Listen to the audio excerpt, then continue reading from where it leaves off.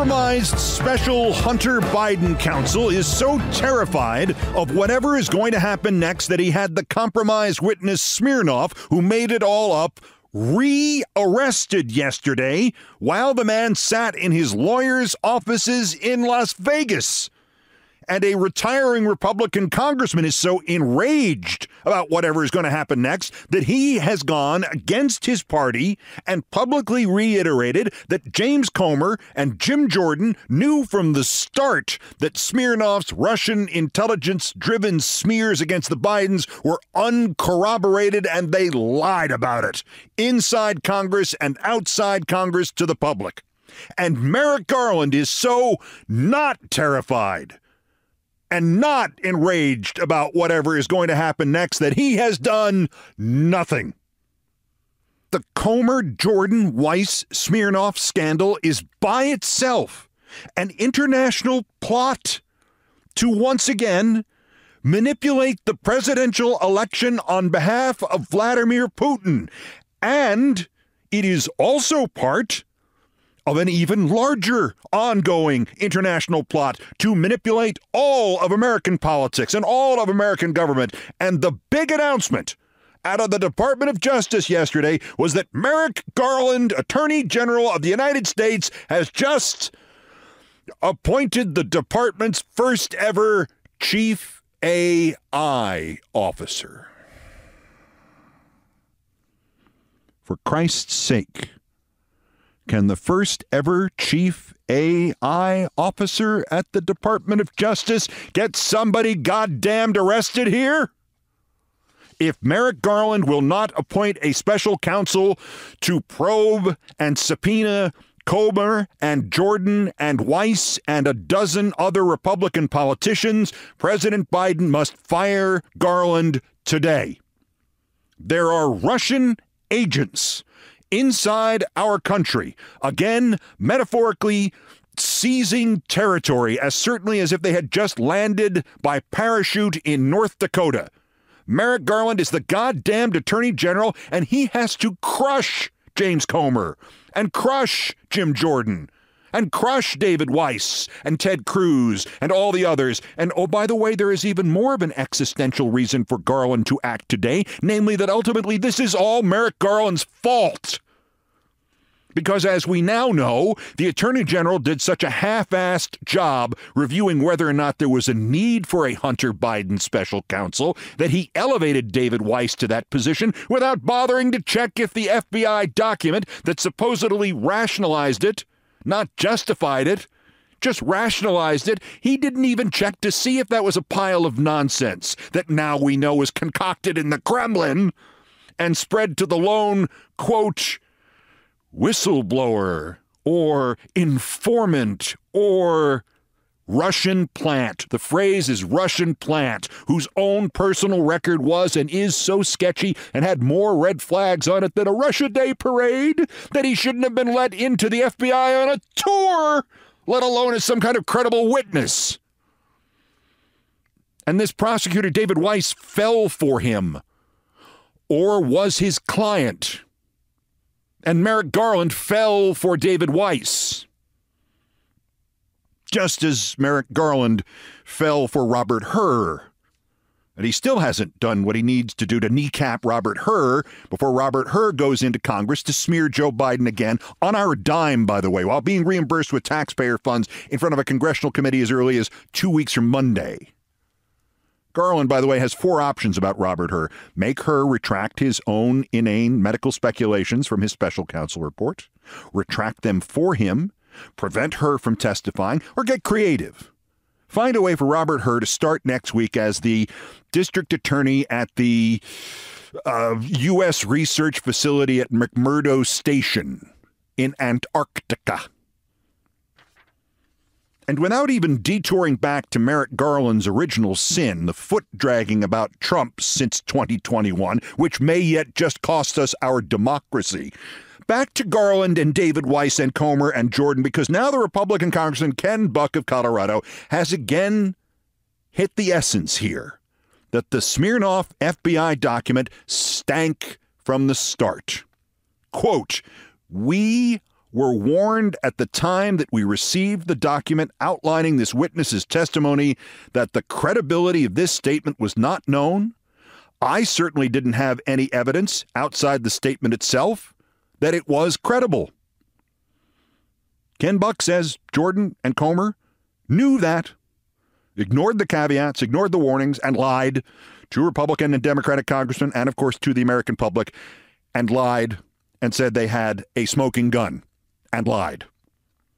The only smoke Jordan and Comer ever had was the smoke they were blowing up every American's ass. The document wasn't credible. The witness wasn't credible. The idea that any of this connected to Joe Biden wasn't credible. The argument for a special counsel about Hunter Biden wasn't credible. The special counsel himself wasn't credible. What's more, despite their continuing bluster, their continuing participation in this treasonous scheme directed by Russian intel, that would be Russian intel coming from Russia, despite their continuing bluster about this, to try to impeach the sitting president of the United States with Russian fabrications and Russian lies in an American election year, despite their bluster, oh, we're still going ahead with it. The Republicans are actually doing more to kill and bury this plot than Merrick Garland is. Comer and Jordan had a page on the House Oversight Committee website devoted to the, quote, impeachment, unquote. Under the heading Key Evidence on that page, they listed a timeline, they listed dealings with foreign countries, they listed bank records, IRS whistleblowers, transcripts, follow-up letters, and then item 7 on this list, quote, FBI Form 1023, alleging then Vice President Biden engaged in bribery and extortion, ultimately received $5 million from a Burisma executive, unquote. Guess what? Disappeared off that web page yesterday, or maybe even late Wednesday. Item 7, no more reference on the phony impeachment page to the phony FBI Form 1023 from the phony informant Smirnov. It's gone. The Comer-Jordan list jumps now from follow-up letters to some bank memo. They've scrubbed it. They've washed it. They've deleted it. To use Trump brain damage speak, they poured bleach on the website. But Jamie Comer's e-traffic. The Republicans are trying to memory hole the evidence of their own complicity in this treason, and as typically immoral and disloyal as that is, because, of course, they're doing that, they are Republicans. They are scum. At least it shows evidence that the Republicans are aware, in a way that Merrick Garland is not, that they have been caught. Comer and Jordan are conspirators running this end of yet another Russian-driven coup attempt, and that special counsel David Weiss is either a spectacular fool or a Comer-Jordan accomplice, but at least all of them appear to be moving on from the Biden impeachment plot to the Biden age plot, while Merrick goddamned Garland is sitting in his office trying to clean his spectacles. We are where we were in 2016. A plot, one they are not even devoting a lot of time or effort trying to disguise, let alone actually hide. A plot originating somewhere in the Kremlin, or in the kindest interpretation, merely utilizing ideas and operatives working for somebody who is somewhere in the Kremlin, reaching into an utterly overtaken Republican Party to influence, alter, fix the presidential election. And the Department of Justice, under an attorney general appointed by a Democratic president, is again sitting there with this attitude of, well, we'll get cracking on this in 100, 200 years or so. We wouldn't want to look politically subjective here. He's stalling. He's stalling until he can trot out the great book of unwritten Department of Justice rules, so he can open it up to page 1,232,143, where it says you can't do anything that might impact an election after 60 days before the election. Or is it 90 days, or is it 4 goddamn years? And at heart, this is because Democrats are still in key positions at the Department of Justice, laboring under the delusion that the Department of Justice could never be corrupted by Republicans, and under the other delusion that the other political party is American. Oh, I'm sorry. I know the Republican candidate just tried to metaphorically assassinate the Democratic candidate, but because it's only 90 days until it's only 90 days until it's only 90 days until the election, we can't do anything about it now. Sorry. How many times do we have to walk through these steps? The guy, Smirnov, I think that's a Russian name, who 2 weeks ago was still the centerpiece of a politically corrupted special counsel investigating Hunter Biden for having done nothing. This guy has now been arrested by the same politically corrupted special counsel investigating Hunter Biden, and this special counsel is now so terrified of how this could all turn out that when he could not get the court in Nevada to have the guy's bail revoked so the guy would not flee the country or get thrown out of a window, or both, when he couldn't get the Nevada judge to do that, the special counsel went to a different judge in California, and he got a new version of the same arrest warrant. And he had Smirnov rearrested yesterday. So maybe they can keep him in a jail in California for a while. On the goddamned first floor, please. And the guy himself, this putz Smirnov, is now so terrified of how this could all turn out that he has not only confessed to telling a completely fictitious story about Hunter Biden and Joe Biden, he has also thrown in this detail that the story was being distributed by people connected to Russian intelligence. And the Attorney General is doing nothing. I want baseball bats.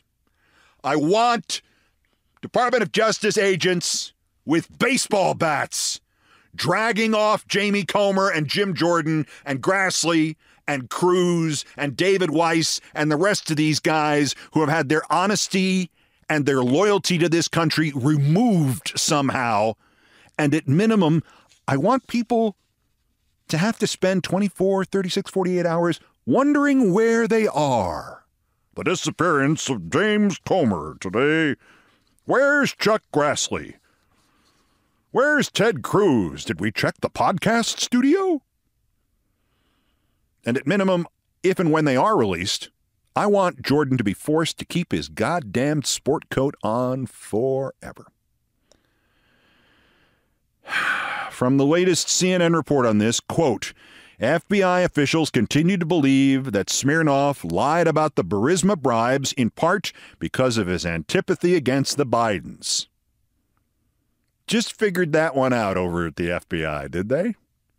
From the same CNN report on this, quote, the FBI and at least 2 Trump-appointed U.S. attorneys, Scott Brady in Pittsburgh and David Weiss in Delaware, knew of the FBI's inability to corroborate Smirnov's claims, unquote. After which Weiss got himself promoted to Special Hunter Biden Counsel and began to try to put Hunter Biden behind bars and his father in a witness chair at an impeachment. From the latest New York Times report on this, Smirnov told his FBI handler what prosecutors say was a brazen lie, unquote, about the Bidens. Quote, the explosive claim was leaked to Republicans, unquote. Where are the perp walks? Who leaked it? To which Republican?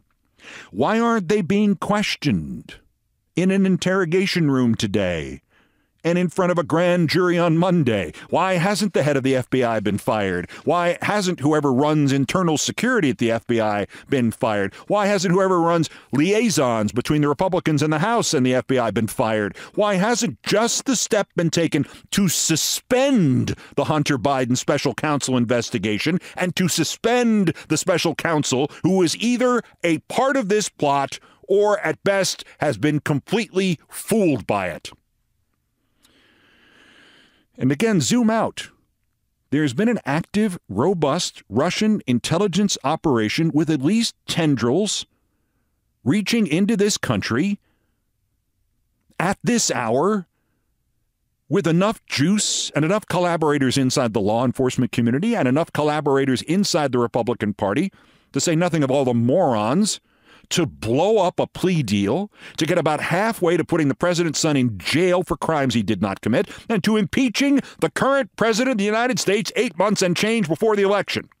There is a Russian ring operating inside this country now, strong enough to have started the impeachment process. And where are the arrests? Where is the press conference? Where is Merrick Garland at the bare minimum saying, "We have turned this case over to Special Counsel Smith because Mr. Smirnov has acknowledged that what he was doing was part of Russia's support for Trump"? God, I hope Merrick Garland has a good excuse. Like he's in a coma, because he might as well be. Now, I got to rewatch the Alec Guinness version of the John le Carré novel Tinker Tailor Soldier Spy again this weekend, because I am confident I will learn more about the Comer-Smirnov scandal watching it than I will watching American TV news or reading American news, because as one of the British researchers in that story who knew that her English spy chiefs were getting played by the Russians that they thought they owned, as she put it in the script, Igor's gotten the better of cover again, and that's nothing new. Because right now, the question in American political discourse, the only question, should be about the Comer-Smirnov scandal, and it should be phrased as Brian Beutler of Off Message phrased it perfectly. What did the Republicans know, and when did they know it?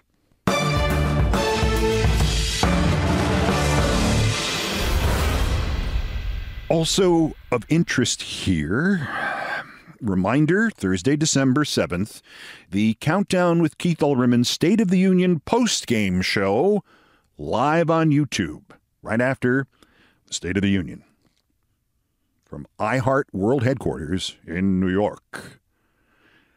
Meanwhile, also of interest here, CPAC has started, and you know what that means. The loonies take all of their shrooms and get really loony. And so a quick mix and match quiz for you to think about. Who said it, and what did they say? Who said it? Matt Schlapp, Charlie Kirk, Jack Posobiec are your choices. The statements are A, we are going to end democracy. B, I want Coca-Cola to sponsor live telecasts of the executions of Trump's enemies.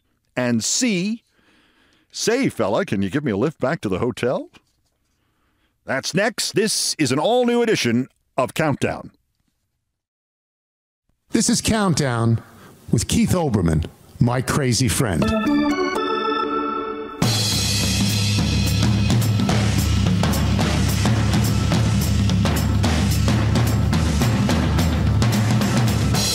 This is Sports Center. Wait, check that. Not anymore. This is Countdown with Keith Olbermann. In sports, Dateline, Tempe, Arizona.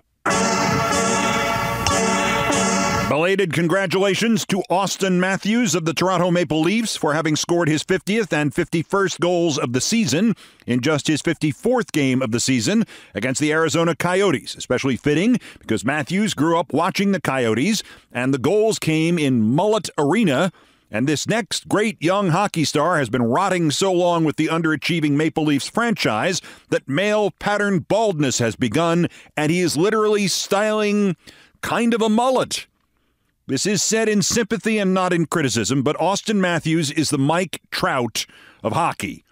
If you have never heard of Mike Trout, he is the baseball player, maybe the overall best baseball player of the last 50 years, who is not a known figure outside his own game because he has gotten into exactly 3 postseason playoff games because, like Matthews, his franchise is institutionalized suck. Auston Matthews is going to win his 3rd goal-scoring title in just 8 years as a professional, maybe his 2nd MVP, and so far, he has played in 50 National Hockey League playoff games. That's 8 playoff rounds, of which his team has lost 7. They have lost nearly 3 out of every 5 playoff games Auston Matthews has played in, and I'm thinking it ain't his fault. Part of the problem is, I think, that within the hockey bubble, Matthews hitting the 50-goal mark was treated as if it were akin to winning in the playoffs. And it ain't. Or winning the Stanley Cup. And it also ain't. I actually wrote a story in real time about the last year the Toronto Maple Leafs won the Stanley Cup. This took place in May 1967. When I say I wrote it, I mean I wrote it. I mean, I wrote it by hand in the mimeographed pages of the Wolf Times, which was the homemade newspaper of my 4th grade homeroom class. Dateline, Lake Placid, New York. You know what 44 years ago tomorrow is? You know what 44 years ago yesterday was?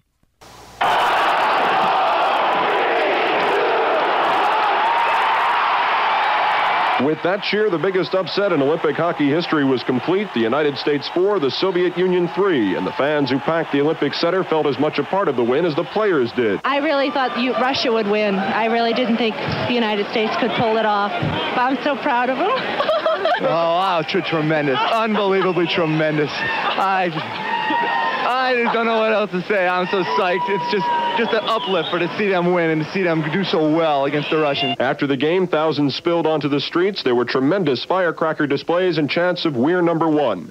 Keith Olbermann, Lake Placid. Fantastic! Thanks, Keith. Great report. And Dateline Boston. While we are talking hockey, a shout out to one of my oldest friends in broadcasting, Jack Edwards. Since 2005, the voice of the Boston Bruins, or as we like to put it, Jack's new job. He and I go back to 1984, when Jack was working in Providence and I was the sportscaster at Channel 5 in Boston, and I quit that job, and he succeeded me there. I tried to hire Jack to join me in local news in L.A. a few years later, and then finally we were reunited when I got to ESPN in 1992. Nobody in sports has ever enjoyed himself more on the air than Jack. Nobody. But 2 years ago, as Jack has now gone public to the Boston Globe, he began to notice a change. As the writer Chad Finn, who did the story, puts it, he has sounded different in recent seasons, slower. His speech is sometimes slurred. Certain words unpredictably require elongated enunciation. Jack, who I am honored to say listens to this podcast and is as supportive a friend personally and professionally as you could have, says he has undergone seemingly every diagnostic test imaginable and, quoting him, "I did not have some kind of accident. I do not have cancer. I don't have dementia. I haven't had a stroke. All of that has been confirmed by Mass General Neurology. It doesn't fit in any slot. There have been a couple of guesses, but they haven't made a definitive diagnosis, and they've been working on me for a year and a half. It's very frustrating, as you can imagine, for me to have this slowdown in my speech. They've done tests that seem like I'm going through some sort of science fiction scene, but it's really true. The images of my brain literally reveal nothing. That's my joke with them," Jack says. "I'm treating it like an in-season injury, something that's going to get better. If I or Nesson, his network, decide that I'm hurting the product or costing the fans an enjoyable experience, I will say goodbye. But we haven't had any discussions like that." I told Jack this, and I meant it, and I mean it still. I've heard touches of what he's talking about. Honestly, I thought he was doing a thing, playing with tempo. I do it here. I do it, and at the age of 65, I'm in the same boat Jack is, time-wise. I do it in ways I have never done it before, and largely because these are the first broadcasts or streamed casts or whatever casts or door-to-door casts that I've ever done that didn't have a deadline built into them, a hard out, as we say. I could talk forever, so I can slow down. But that's not what Jack is going through. So, obviously, I wish him well. I wish him the best. And as I told him, I really think someday we are going to realize that the brain is not one organ, but it's a kind of cooperative consisting of 1,000 mini brains, for want of a better term, specific, precise, and each very vulnerable, but to very different things. And I'll give you this example. When I was 21 years old and I ran cleverly headfirst into the subway train at the stop at Shea Stadium in New York, I was still hearing a loud buzzing sound in my ear when I finally got to see the admissions nurse in the ER in the nearest hospital. She asked me my family contact, and I gave her my father's phone number and name, Theodore. Then she asked me my middle name. I couldn't remember it. My middle name is also Theodore. His Theodore, I could remember. My Theodore, I could not remember. Good luck, Jack. At least you have now gotten to do the famous X-rays of my brain show nothing quote. All the best, my friend.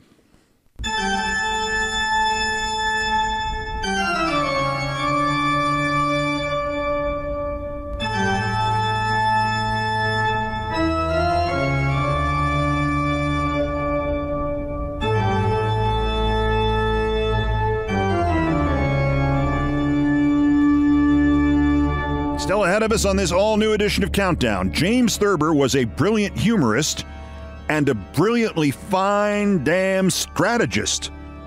He wrote a lot of politics, searing no prisoners politics, but you will never find any of it because, like the great smart writers, he disguised it. In his case, he disguised it as fables. The very proper gander and the peace-like mongoose and a bunch of Thurber fables you have not heard before on Fridays with Thurber next. First, yes, still some more idiots to talk about the daily roundup of the miscreants, morons, and Dunning-Kruger effect specimens who constitute today's worst persons in the world. The bronze. Worse. A kid who fantasizes about watching people being killed on television. Charlie Kirk. Not characters being killed on television, actual people being executed live on television. Charlie Kirk, the guy with the big balloon for the head. Some of the Nazis are just assuming Trump will regain power. Other Nazis, like Charlie Kirk, are assuming Trump will regain power, and the first thing he's going to do is start killing his political enemies so he can watch. Charlie, that is. Charlie, who wants to watch people being executed on TV. He wants, quote, other death penalties. I think what some of those guys did to Donald Trump, to use the instruments of government to destroy the constitutional order, that should be under consideration. Well, that didn't happen, Charlie, but go on with your hallucination. Also, Charlie says kids should be forced to watch executions, and it should be televised and sponsored. Quote, you could fund the government. You could have, like, brought to you by Coca-Cola. And no, I'm not kidding. By the way, I would totally tune in to see some pedo get their head chopped off. Now, note how this evolves. First, he called for executing Trump's opponents. Then he called Trump's opponents pedos. I'm saying this in absolute seriousness. Charlie Kirk needs to be removed from society and forced to be tested for a brain tumor, because I am now sincerely terrified that he is desperately, possibly fatally ill. And if there's anything wrong, he should get immediate treatment, and it should be paid for by Obamacare. And maybe he should get a transfusion of vaccinated blood. The runner-up, good old Matt Schlapp, the head of CPAC, the sound of one hand slapping. You got to hand it to Matt. Oh, sorry, that's a bad choice of words. The Daily Beast reports that there are new subpoenas going out. Subpoena is also a tough word for Matt. In his sexual assault case against the male Herschel Walker campaign staffer, One went to an official, quote, who allegedly oversaw the shredding of personal records belonging to Schlapp in the CPAC office days after the allegations broke. But onwards Matt goes, whistling past the straight graveyard, going on stage to say all journalists are trying to destroy America, and he's going to punish them by denying them media credentials to get in and see CPAC. And I'm thinking, you're not going to let them in? How exactly does that punish them? Anyway, Matt, get a grip on yourself. Or failing that, get a grip on the guy sitting next to you. And yes, it is the opening of CPAC that has led to the annual wilding of the right-wing psychos. Another one said CPAC exists to replace democracy with Christo-fascism, although he's not one of the bright ones, so I don't think he could spell Christo-fascism. I think he called it something else.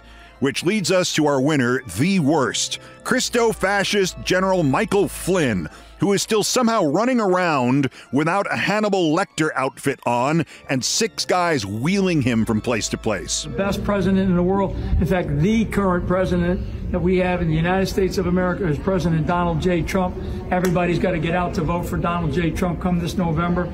He is still the president. General Michael Flynn's newest video. There it is again. You heard it? Trump is still president? Another new video, another Flynn hallucination, another fascist fantasy, and more of his prejudices, and this self-defeating claim. Most of the right-wingers are surprisingly easy to understand. They are, to use the old phrase, mental cases. They are as broken and as psychotic as, to quote Charlie Kirk, pedos. Lots of them are that sick, and they are compensating for it by giving voice to their fantasies of every subhuman act that they would, well, frankly, gain sexual gratification from. But here's the thing. I'll never understand this. What Flynn just said there, that Trump is president now. This continues to be one of the essences of this mass psychosis, the red badge of stupidity that they call QAnon. And look, if you want to fantasize that Trump's actually in charge right now, go ahead. Fantasize whatever you want. You detached from reality long time ago, General. But if Trump is president now, you're not supposed to say that. Because if he's president now, he can't legally be on the ballot this November. So, General, Trump is actually president now? Sure, whatever you like. It's the end of his second term. He's a lame duck. He's such a lame duck, General. He's not even in the White House. Cool, General Flynn. He can't run for another term. You pretend he's president, we'll prevent him from running for a third term. Is it a deal? General Michael, even Charlie Kirk thinks there's something wrong with him, Flynn. Today's worst person in the world! We all know Harry Truman is still president.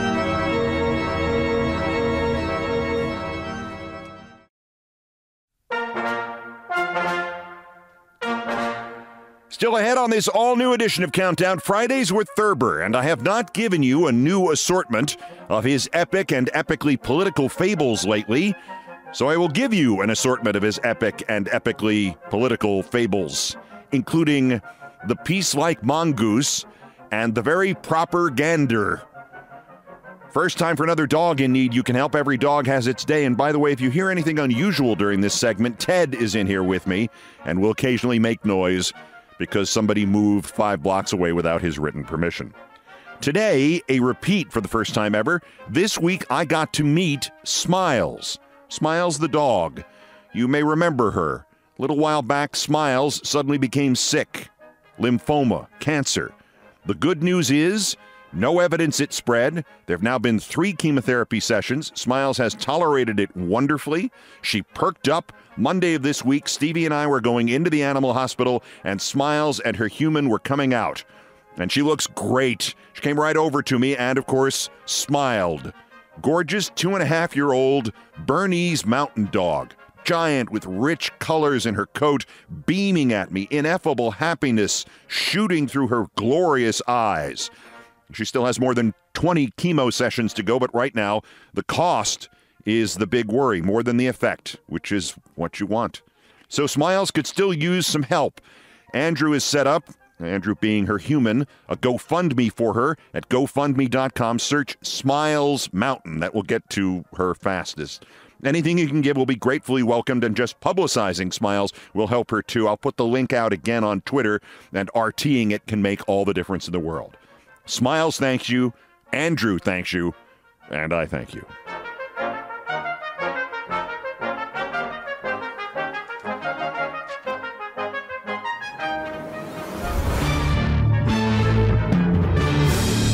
And now, as promised, Fridays with Thurber, and I have not done a bunch of the political fables lately, so let's dive right in.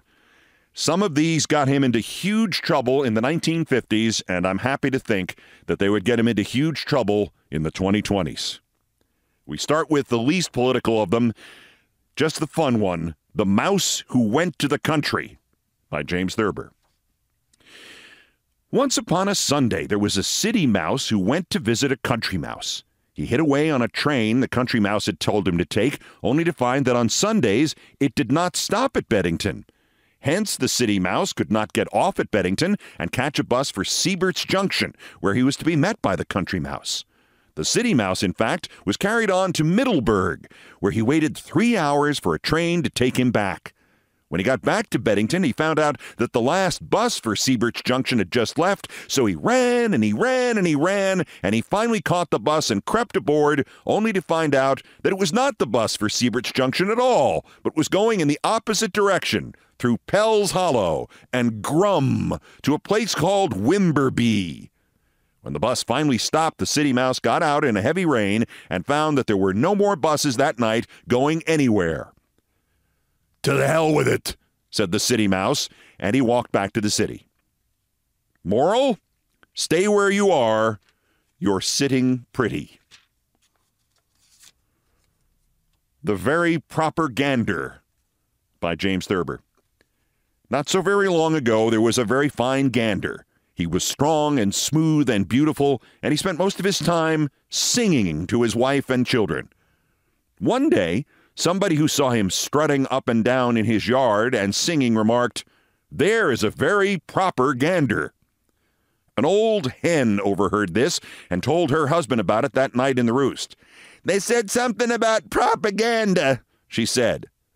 "I have always suspected that," said the rooster, and he went around the barnyard next day telling everybody that the very fine gander was a dangerous bird, more than likely a hawk in gander's clothing. A small brown hen remembered a time when, at a great distance, she had seen the gander talking with some hawks in the forest. "They were up to no good," she said. A duck remembered that the gander had once told him he did not believe in anything. "He said, 'To hell with the flag, too,'" said the duck. A guinea hen recalled that she had once seen somebody who looked very much like the gander throw something that looked a great deal like a bomb. Finally, everybody snatched up sticks and stones and descended on the gander's house. He was strutting in his front yard, singing to his children and his wife. "There he is!" everybody cried. "Hawk lover! Unbeliever! Flag hater! Bomb thrower!" So they set upon him and drove him out of the country. Moral? Anybody who you or your wife thinks is going to overthrow the government by violence must be driven out of the country. The Very Proper Gander by James Thurber. The Moth and the Star, and I have a tattoo pertaining to this one, by James Thurber. A young and impressionable moth once set his heart on a certain star. He told his mother about this, and she counseled him to set his heart on a bridge lamp instead. "Stars aren't the thing to hang around," she said. "Lamps are the thing to hang around." "You get somewhere that way," said the moth's father. "You don't get anywhere chasing stars." But the moth would not heed the words of either parent.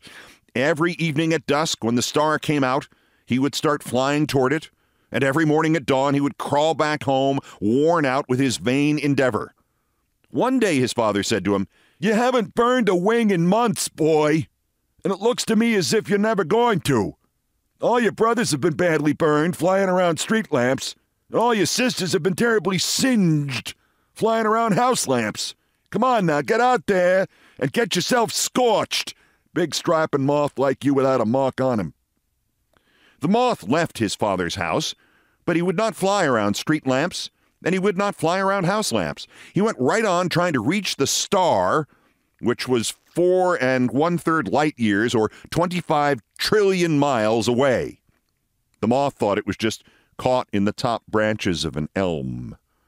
He never did reach the star, but he went right on trying night after night, and when he was a very, very old moth, he began to think that he really had reached the star, and he went around saying so. This gave him a deep and lasting pleasure, and he lived to a great old age. His parents and his brothers and his sisters had all been burned to death when they were quite young. Moral? Who flies afar from the sphere of our sorrow is here today and here tomorrow. The Moth and the Star by James Thurber. Another one. The Owl Who Was God. Once upon a starless midnight, there was an owl who sat on the branch of an oak tree. 2 ground moles tried to slip quietly by unnoticed. "You," said the owl. "Who?" they quavered in fear and astonishment, for they could not believe it was possible for anyone to see them in that thick darkness. "You too," said the owl. The moles hurried away and told the other creatures of the field and forest that the owl was the greatest and wisest of all animals because he could see in the dark and because he could answer any question. "I'll see about that," said a secretary bird, and he called on the owl one night when it was again very dark. "How many claws am I holding up?" said the secretary bird. "2," said the owl, and he was right. "Can you give me another expression for that is to say, or namely?" asked the secretary bird. "To wit," said the owl. "Why does a lover call on his love?" asked the secretary bird. "To woo," said the owl. The secretary bird hastened back to the other creatures and reported that the owl was indeed the greatest and wisest animal in the world because he could see in the dark and because he could answer any question. Can he see in the daytime, too?" asked a red fox. "Yes," echoed a dormouse and a French poodle. "Can he see in the daytime, too?" All the other creatures laughed loudly at this silly question, and they set upon the red fox and his friends and drove them out of the region. Then they sent a messenger to the owl and asked him to be their leader. When the owl appeared among the animals, it was high noon, and the sun was shining brightly. He walked very slowly, which gave him an appearance of great dignity, and he peered about him with large, staring eyes, which gave him an air of tremendous importance. "He's God!" screamed a Plymouth Rock hen, and the others took up the cry, "He's God! He's God!" So they followed him wherever he went, and when he began to bump into things, they began to bump into things too. Finally, he came to a concrete highway, and he started up the middle of it, and all the other creatures followed him. Presently, a hawk, who was acting as an outrider, observed a truck coming toward them at 50 miles an hour. And he reported to the secretary bird, and the secretary bird reported to the owl. "There's danger ahead," said the secretary bird. "To wit," said the owl. The secretary bird told him. "Aren't you afraid?" he asked. "Who?" said the owl calmly, for he could not see the truck. "He's God!" cried all the creatures again, and they were still crying, "He's God! He's God!" when the truck hit them and ran them down. Some of the animals were merely injured, but most of them, including the owl, were killed. Moral? You can fool too many of the people too much of the time. The Owl Who Was God by James Thurber. 2 more of Thurber's fables, political of nature. The Birds and the Foxes. Once upon a time, there was a bird sanctuary in which hundreds of Baltimore Orioles lived together happily. The refuge consisted of a forest entirely surrounded by a high wire fence. When it was put up, a pack of foxes who lived nearby protested that it was an arbitrary and unnatural boundary. However, they did nothing about it at the time because they were interested in civilizing the geese and ducks on the neighboring farms. When all the geese and ducks had been civilized and there was nothing left to eat, the foxes once more turned their attention to the bird sanctuary. Their leader announced that there had been foxes once in the sanctuary, but that they had been driven out. He proclaimed that Baltimore Orioles belonged in Baltimore. He said furthermore that the Orioles in the sanctuary were a continuous menace to the peace of the world. The other animals cautioned the foxes not to disturb the birds in their sanctuary. So, the foxes attacked the sanctuary one night and tore down the fence that surrounded it. The Orioles rushed out and were instantly killed and eaten by the foxes. The next day, the leader of the foxes, a fox from whom God was receiving daily guidance, got under the rostrum and addressed the other foxes from it. His message was simple and sublime. "You see before you," he said, "another Lincoln. We have liberated all them birds." Moral? Government of the Orioles, by the foxes, and for the foxes, must perish from the earth. And lastly, The Peace-Like Mongoose by James Thurber. In Cobra country, a mongoose was born one day who did not want to fight cobras or anything else. The word spread from mongoose to mongoose that there was a mongoose who didn't want to fight cobras. If he didn't want to fight anything else, it was his own business. But it was the duty of every mongoose to kill cobras or be killed by cobras. Why? Asked the peace-like mongoose, and the word went around that the strange new mongoose was not only pro-cobra and anti-mongoose, but intellectually curious and against the ideals and traditions of mongoosism. "He is crazy," cried the young mongoose's father. "He is sick," said his mother. "He's a coward," shouted his brothers. "He is a mongoose-sexual," whispered his sisters. Strangers who had never laid eyes on the peace-like mongoose remembered that they had seen him crawling on his stomach, or trying on cobra hoods, or plotting the violent overthrow of Mongoosia. "I'm trying to use reason and intelligence," said the strange new mongoose. "Reason is 6/7 of treason," said one of his neighbors. "Intelligence is what the enemy uses," said another. Finally, the rumor spread that the mongoose had venom in his sting, like a cobra, and he was tried, convicted by a show of paws, and condemned to banishment. Moral?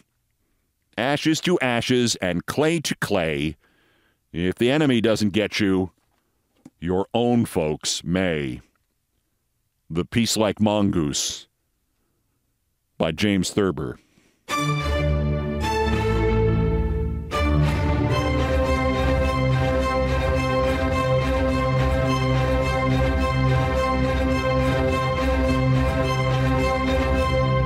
Done all the damage I can do here. Thank you for listening. Countdown musical directors Brian Ray and John Philip Chanel arranged, produced, and performed most of our music. Mr. Ray was on the guitars, bass, and drums. Mr. Chanel handled orchestration and keyboards. And it was produced by TKO Brothers, which is Mr. Ray, Mr. Chanel, and Mr. Me. Other music, including some of the Beethoven compositions, were arranged and performed by the group No Horns Allowed. The sports music is the Olbermann theme from ESPN2, written by Mitch Warren Davis, courtesy of ESPN Inc. Our satirical and pithy musical comments are by Nancy Faust, the best baseball stadium organist ever. Our announcer today was my friend Tony Kornheiser. The Thurber selections are, of course, copyrighted by the Thurber Literary Trust. Everything else was pretty much my fault. That's Countdown for this, the 257th day until the 2024 U.S. presidential election, the 1,142nd day since Dementia J. Mongoose. Oh, no, I read that wrong. Since Dementia J. Trump's first attempted coup against the democratically elected government of the United States. Use the 14th Amendment, the Insurrection Act, the justice system, and anti-Cobra measures to stop him from doing it again while we still can. The next scheduled countdown is Tuesday. Do not forget our live YouTube special after the President's State of the Union address on the night of Thursday, March 7th. bulletins as other news warrants. Till the next time, I'm Keith Olbermann. Good morning, good afternoon, good night, and good luck.